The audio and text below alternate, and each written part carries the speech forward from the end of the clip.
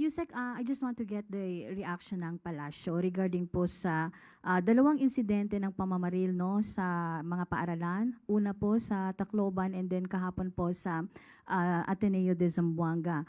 May mga naglalabas po, may lumalabas po na nagdulot ito ng pangamba tungkol sa posibleng copycat effect, Yusek.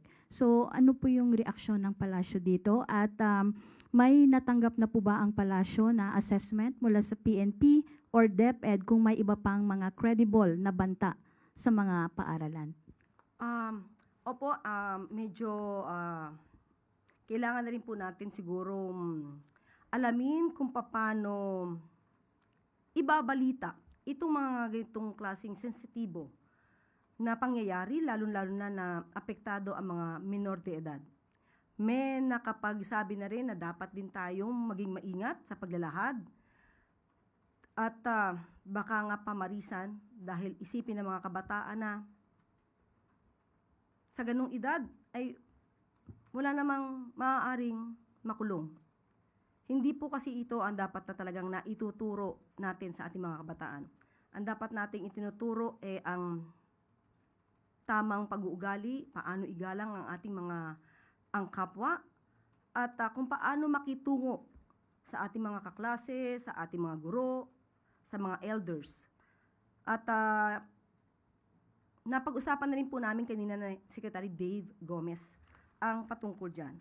At ito po ang mensahe niya patungkol po sa paglalahad ng mga balitang katulad ng nangyari.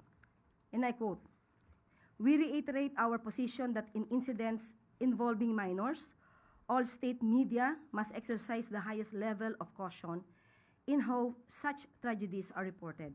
We will not impose restrictions on private media organizations. However, we respectfully appeal to them to exercise extreme care and responsibility in their coverage. In particular, we ask for restraint in reporting that may compromise the dignity, safety, and privacy of minors, the bereaved families, and the ongoing response and investigation efforts, and to avoid details that may encourage copycat acts." So yun po ang mensahe ni Secretary Dave Gomez. At patungkol naman po sa